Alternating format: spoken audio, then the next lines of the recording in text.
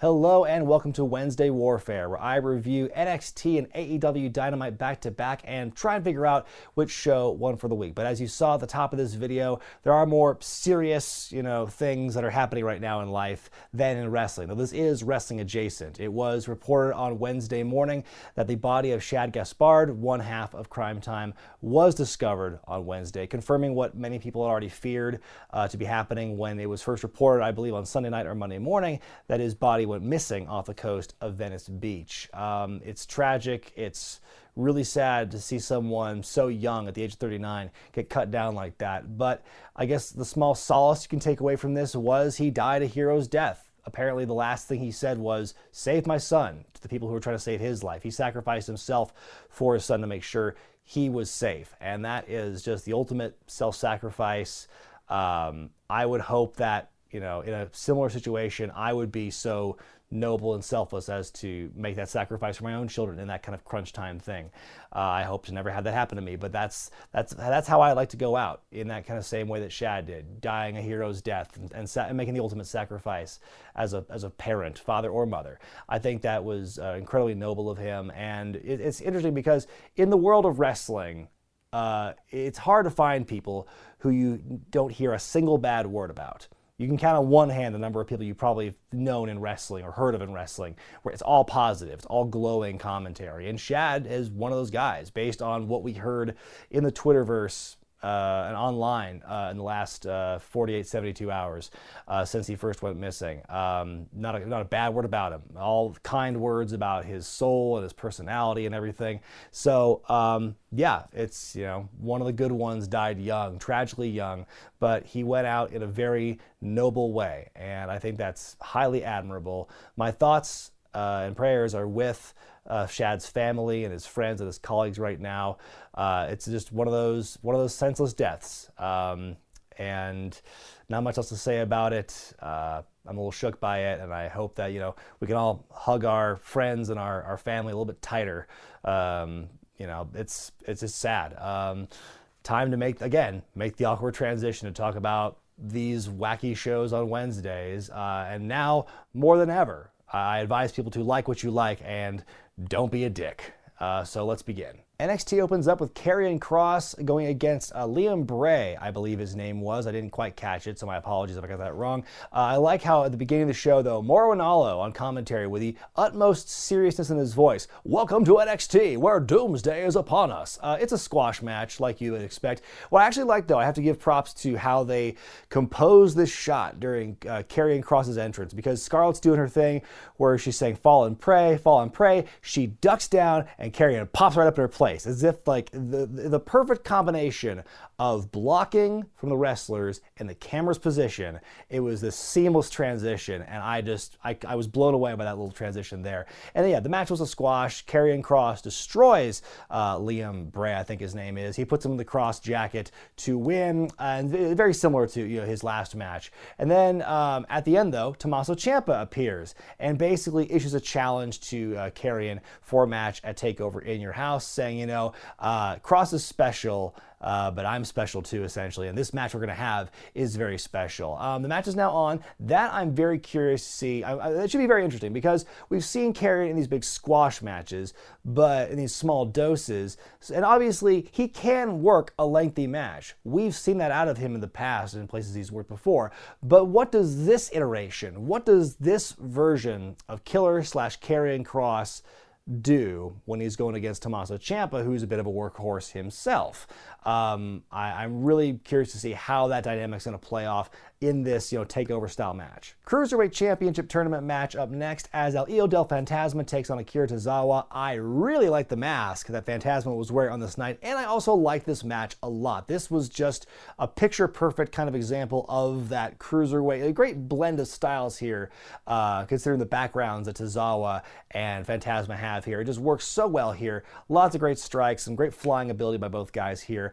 Ultimately, Fantasma wins with the Fantasma driver after a match where both guys take a lot of risks, and it looks really elegant and graceful while they do it too. So by Fantasma winning here, it puts him at the front of Group B. We get a promo from Timothy Thatcher who says he's left the Matt Riddle circus and how much pleasure he took in ripping the arm off of Riddle last week after their match. He says he wants a rematch with Riddle, but no pinfalls allowed. No screwy pinfalls like what befell him last week. He wants it knockouts and tap-outs only. Ooh, goody, it's Bloodsport rules. I cannot wait to see what they do to top themselves after last week's awesome match. And speaking of California talent, oh my God, Shotzi Blackheart's promo here where she's sitting in a tank and she's talking about her punk roots and how she's taking care of business and she's driving the tank and crushing cars and she's talking trash about the other ladies in the women's division. Oh, that sounded like Dakota Kai. See you later, Raquel Gonzalez. It was just such a great energy about her and the way they promoted her and really just kind of filled in her backstory with her character, really showing you what she's all about. I loved this promo from Shotzi. Mia Yim takes on Santana Garrett in a real short matchup here. She easily beat Santana with the Protect Your Neck finisher. What's the matter? Was Aaliyah busy this week? After the match, though, the Garganos make their way to the ring, and Johnny is like rapping along to Mia's theme, which is hilarious. And Candice talks about how Mia blew her shot with Charlotte last week or 2 weeks ago, and they go in for an attack on her. Then Keith Lee shows up and makes a save, and so the Garganos run off, and it looks like we're seeing perhaps and Keith Lee promo later where he basically makes a challenge for them at TakeOver. Sounds to me like we're either getting, Gargano versus Lee, fine, or we get a mixed tag team match between husband and wife and boyfriend and girlfriend. I think that'd be very interesting. Some more promos here. We get one from Cameron Grimes, who's gloating about how he beat Finn Balor last week in what some might call an upset, but he says it's grime time. And then we go to Drake Maverick backstage, who's being interviewed about his match with Kushina later on. He says he's tired of the second guessing, feeling sorry for himself, and the pep talks. He just has to win tonight. It's a brief but fiery promo. In our next match, Roderick Strong takes on Dexter Loomis. Of course, last week in the Zoom chat, Roddy was selected to fight Loomis here, who Strong calls a big, creepy dork. The story of the match here is how much assault and how much offense Loomis kind of absorbs here. They suggest he is impervious to pain in the match on commentary. And so Loomis does a lot of kind of no-selling early on. He'll kind of like just stare a hole through Strong as he's in the middle of a submission, looking to be not fazed by this thing. In the end, though, he is rolled up to lose. I was surprised by this, that Loomis lost pretty much clean as a whistle here to Strong here. No chicanery by the Undisputed Era, and that was pretty much that. But then after the match, Loomis grabs Strong and puts him in his head and arm triangle submission. Cole and Fish come down and try and kick Loomis off of him, but it has no effect. He just sits there stoically, absorbing the kicks while he still has Roddy in the hold. Then finally, the Velveteen Dream shows up and helps clean house. And then Dream with one of the craziest / stupidest stunts you could do for a show with no people. He jumps off the top rope, does the Purple Rainmaker onto Cole, over the barricade, onto the floor. It's an impressive move for sure, but boy, it looks like both of them feel like shit afterward. Like, why would you do that? But then you've got this great shot at the end where Dream like poses, and then he's standing over Loomis, who's now cradling a just knocked out Roderick Strong in his arms. And by the way, Loomis is bloodied too, like around the temple, he's just bleeding, or around the eye or something. So it's like he's just battle damaged, and he's still cradling this like crumpled mess of Roderick Strong in his arms. It was a very interesting segment after the match, and like the story was more like Loomis being this creep who absorbs a lot of pain.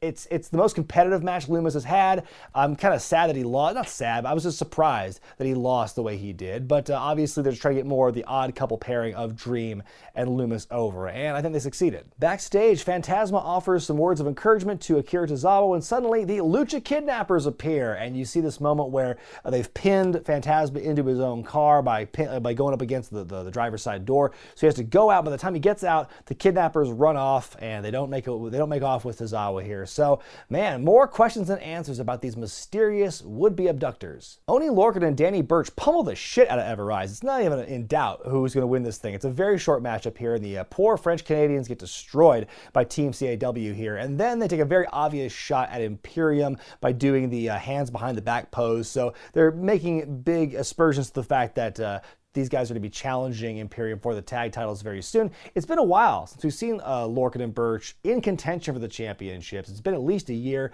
so them going against Imperium should be a good first challenge for Eichner and Bartel. Matt Riddle with a rebuttal toward Timothy Thatcher's promo from earlier. He calls Timothy not a stallion, but a putz, and he says he's in a rage and he wants him in a cage. So next week it turns out they're going to have this knockouts and submissions only matchup in the steel cage. I'm praying for the Lion's Den, but it's next week. That really surprised me. I mean, I know you got to have some beefy matches, some big matches for your TV, but man, that felt like a real surefire takeover match in my opinion. But I'm still excited about that one. And then our next match is the last of the preliminary matches in the interim Cruiserweight title tournament. You've got Drake Maverick versus Kushida. Jake Atlas is at ringside, like cheering Drake on here as this match goes on. More loud, uncomfortable to listen to selling by Maverick throughout as Kushida keeps attacking the arm. It's a very good, the story of Drake firing up and trying to come back despite these big odds is very fun to watch. He goes for his top rope bulldog, but then it turns into an arm bar by Kushida, but Drake is able to roll up Kushida to win the match. So after that, it's a three-way tie of 2-1 between Drake, Kushida, and Atlas. And then through Byron Saxton, William Regal announces that because they all have similar head-to-head records, it's a true tie. And so next week we'll see a triple threat match to determine which of these guys will face Fantasma on the other side for the Cruiserweight Championship, the interim championship at least. So Drake Maverick gets to fight another day. Should be a barn burner. Short and sweet promo by Damian Priest on the stage here where he says that, Finn Balor put NXT on the map, which is why he's gunning for him at TakeOver. And he says, Finn's name will turn to ash and that Damian's name will live forever. He does a little chuckle at the end of the promo here, and that's when it hit me. Oh my God, Damian Priest is just a more athletic and better built Baron Corbin, but in a good way. Maybe he'll be able to succeed on the main roster where Corbin has had his shortcomings, but that's all speculative for the time being. Our main event is Io Shirai taking on Rhea Ripley in her first match since losing at WrestleMania. Very competitive match. These two just beat the hell out of each other. Although several minutes in, we see Charlotte Flair show up, the champion. She walks up there just to see what's going on, but then Rhea is thrown into Charlotte, so there's some incidental contact there. And then as the match keeps going, about a minute later, Charlotte gets in the ring and beats up both of them. Boot to Io and then a spear to Rhea. And that's where it ends. Her standing on top. And boy, I can't imagine where this is going to lead. But at least the match itself was okay before the DQ finish. Dynamite begins with the Inner Circle arriving in a limousine. They harass Alex Marvez and they say they have big plans for the Elite tonight. Our first match is the non-title action here as Jon Moxley takes on 10 of the Dark Order. Before the match though, Brody Lee cuts a promo on stage. He says he's not a god but a man and that the Dark Order are the Lions of AEW. He then he knights 10. He declares him a high knight of the Dark Order, so I guess that's a thing in the Dark Order there. We hear some light heckling by some of the wrestlers who are sitting at ringside watching, which that was pretty funny. And so then he and the group split when Moxley shows up. And it's fairly competitive. Moxley has most of the offense, though. He hits, in succession, a DDT and a pile driver and then the paradigm shift. And every time he does that, he takes a break to kind of look around to see if the Dark Order is going to jump him. They don't. And so then he finally puts him away with the paradigm shift. Then afterward, he grabs a couple chairs. He wraps one around 10's arm and he threatens to break his arm if Lee does not show up with the championship. And then as he's counting down, Brody Lee shows up on the screen and he says that Moxley's made it personal and so some sacrifices have to be made, so he's willing to sacrifice 10 here. So he walks out, they leave with the belt, and so Moxley is good in his word and he attacks, he bashes 10's arm with another chair to the chair, so does some damage there. Moxley with an emphatic statement here at the end. I don't know, of all the matches on Double or Nothing this weekend, I'm not that interested in this one. And I don't know why. I think it's going to be a fine match, and I like Brody Lee and Jon Moxley. I don't know what it is about this one. Maybe Brody Lee's character needed more time to cook before they put him right away in this main event thing. I felt it was very premature for him to go for the championship right away. Even though he and Moxley have all this history going back to CZW, they barely talk about it. Brody Lee mentioned it once in a promo. And I don't know, I'm trying to think up on commentary if they brought it up in too much depth, but you'd think that's something they could cover and talk about to some extent and say they have a lot of history together, but it doesn't really feel like that. I just feel like Brody Lee's in that spot a little too early. Up next, MJF taking on Marco Stunt of the Jurassic Express. This was a really entertaining matchup here because this whole story is MJF's a big bully, even though he's not like that much larger than Marco Stunt compared to, say, Lance Archer compared to Marco Stunt. He's still bigger and able to throw his weight around with Marco. He no-sells a sunset flip attempt and suplexes him, and like he forces Marco to hit himself like a bully, makes him pick his own nose. Marco like slaps him and only makes MJF mad. Marco gets some great comeback spots here where he'll like, hit the knees to MJF. At one point, like he's trapped in the apron by MJF, and Maxwell goes for a big attack, but Marco ducks, and so MJF hurts his own hands on the ring apron. Ultimately, MJF comes out on top with the salt of the earth armbar. Then after the match, MJF on the mic, he gloats about his victory, and then he makes Marco kiss the ring, by which I mean he puts the diamond ring on and he punches Marco in the face with it. Then Luchasaurus and Jungle Boy come out to make the save. So yeah, entertaining matchup here. Nice build because it really makes MJF, makes him look like a proper prick going into the match with Jungle Boy on Saturday. And it's one of those matches where, I think Marco Stunt, people have complained about Marco's presence on AEW, mostly because of his size. But I think this is one of the matches where it's like, I think it's believable because, like I said, MJF's bigger, but not that much bigger. Not Lance Archer big, not Luchasaurus big, not Wardlow big. He's just big enough to still throw his weight around and bully Marco, which makes the comeback that much more fun to watch. We get something I was looking forward to all day, seeing this face-to-face between these two legends, Arn Anderson and Jake Roberts, the coaches of Cody and Lance Archer, respectively, facing off in a war of words. And it was cool because they both put over the fact that, wow, people wanted this match for so long when we wrestled, but it never really happened. And now here we are face-to-face in this ring, divided by a table and everything. Roberts puts over Archer in a big way.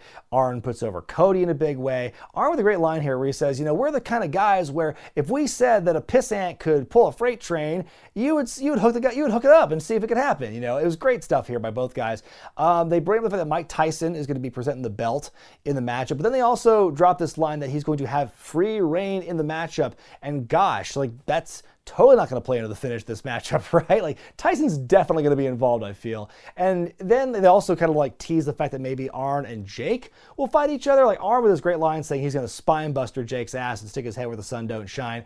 Jake flips the table. Oh, and by the way, Jake also takes a shot at Brandy Rhodes as well in the thing. So he flips the table, awkward shove to Shivani, who does an even more awkward sell, like a stutter step before he leaves the ring, and the referees break it up. It's a fun thought to think that either man will take any kind of bump in this matchup on Saturday during the Cody and Archer fight, but I'm just going to bet that it's not happening. That being said, this was a great promo off. Again, I think these guys kind of lived up to the hype for this one. It was just two excellent talkers, historically some of the best promo guys in the game, cutting a promo about their two proteges, their mentors, and just that's how you sell a match for a pay-per-view. I think they both really hit a home run with that one. And I think what they also did was they set up a lot of possibilities. Like, we might get Brandy interfering. We might get Tyson interfering. We will get Tyson interfering. You get involved. We might see two old guys awkwardly fall down. There's a lot of possibilities here that they opened up for this matchup here. There's a lot going on.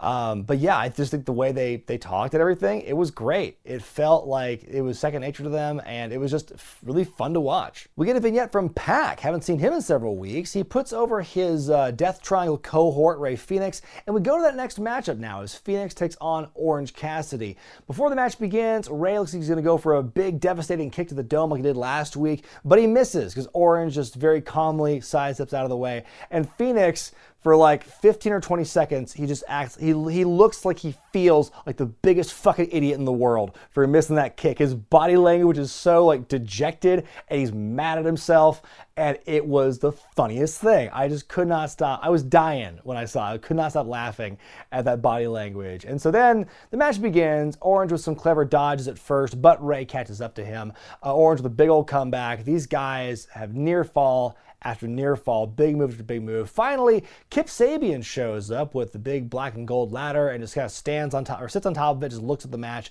In the distraction, though, Phoenix with a low blow and a cutter to beat Orange, and that's where it ends. So you think. Suddenly, SCU come out and they knock Kip off of the ladder, and then more people get involved. Jimmy Havoc joins the fray. Phoenix tries to do a dive onto everyone on the outside, but he almost totally misses. Like, he did not, no one really caught him. That was pretty painful fall. Then Colt Cabana shows up and hits a fucking acai moonsault. Didn't know he had that in him. That was pretty cool. And then Orange Cassidy is launched onto everyone. Wild Fray at the end of the match. One final big push to try and sell the ladder match happening at Double or Nothing. And that's how you do it. That's how you sell a crazy ladder match with a bunch of guys who like to fly. The two women's matches of the pay-per-view get a preview in this tag team match as Hikaru Shida and Chris Statlander take on Nyla Rose and Dr. Britt Baker. I love the pounds that Nyla hits on Chris early on in the matchup here.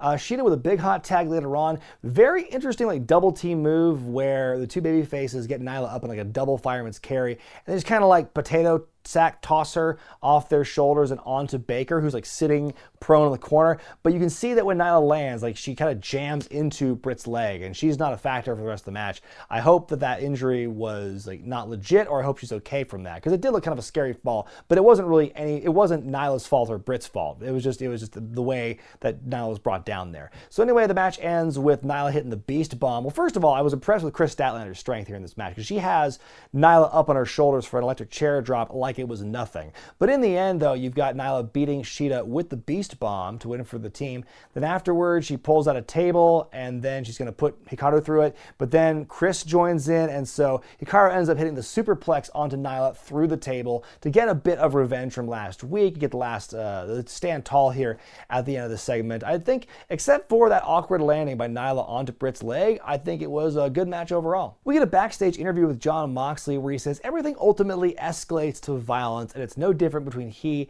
and Brody Lee. But he promises that he will drop Lee on his head with enough force to take down a rhinoceros, and that at the end of Double or Nothing, Brody will just be left with a suit and some minions in gimp masks. And then we get SSN, Shawn Spears News. This is probably the most character and charisma I've seen out of Shawn Spears in quite a long time, where he's doing this news update in a suit and everything, and he reports that Dustin Rhodes has retired after a mediocre career spanning 30 years and injuries sustained by Lance Archer. Then Shawn says it must be a tough pill for Dustin to swallow, but then again, 12 years ago, he had no problem swallowing pills. Damn! And then Shawn, he kind of opines about the fact he doesn't have a match at Double or Nothing, so he then books himself in a match with Dustin Rhodes. So in one promo, Shawn Spears retires and unretires Dustin Rhodes. Man, when he's wearing the suit, he can do no wrong. Also, did you notice the beard came back for Shawn Spears? Like, it's just this fluctuating, it's kind of like my hair on certain weeks of shows, and it comes and it goes, and there's no explanation for it.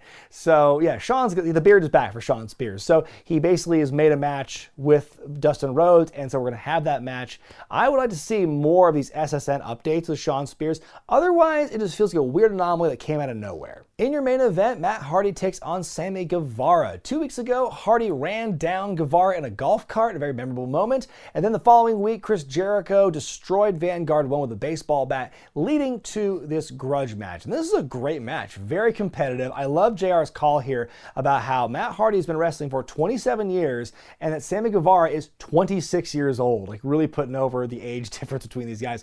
But it's a great story told here. I think Matt in particular makes Sammy look really good here. Like Sammy kicks out of a twist of fate at one point, then Matt like rips off a shoe of Sammy's and bites down on his foot. But even with one shoe, Sammy is able to hit a cutter, we get a kick out, and then another twist of fate after that, and Matt wins the matchup. Then after that, we see Chris Jericho on the big screen. Can't quite hear what he's saying at first. There's some audio issues early on, but the Inner Circle has Kenny Omega like pinned against the goalpost in the adjacent football stadium, and they're going to beat him with a bat and everything. And then all of a sudden the Young Bucks appear. They're wearing face masks, and the announcers really downplay the fact it's the first time in like a month and a half we've seen the Young Bucks. They're really undersold that return there.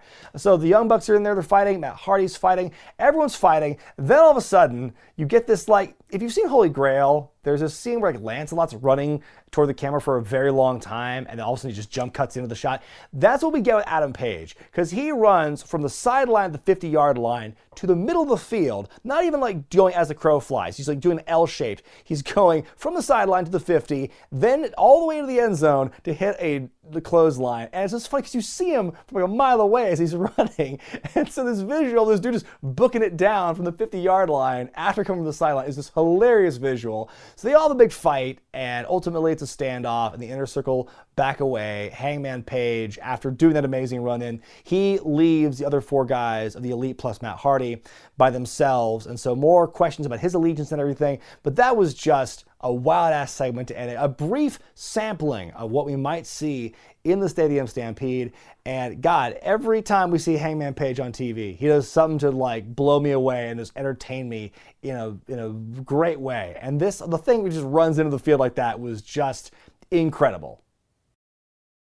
Time now for me to decide which show won for the week, NXT or AEW Dynamite, and this week my winner is Dynamite. Now that is how you sell a pay-per-view. My God, there were a lot of great segments, highly entertaining matches and segments and moments on this show that really drove home Double or Nothing. And like I said, the one match that I don't really care that much about, unfortunately, is the world title match, but even that was still like, it was an okay display. But everything else, man, like some of the other matches we saw previewed on this thing, it really makes me want to watch it. Like just the stuff at the stadium at the end with the Inner Circle and the Elite, the crazy brawl with all the ladder match participants, the Arn and Jake face-off, so many cool moments in this show. I'm looking forward to NXT next week for sure. There's a lot of great matches I'm looking forward to with that one. But this week, especially on the weight of it building toward a pay-per-view and being the go-home show, Dynamite is the clear winner for me this week. But let me know what you thought about NXT and AEW in the comments section below, and be sure to vote which show you thought was better by going to the iCard in the corner of your screen while you still can. I'm Brian Zane, and I'll see you next time.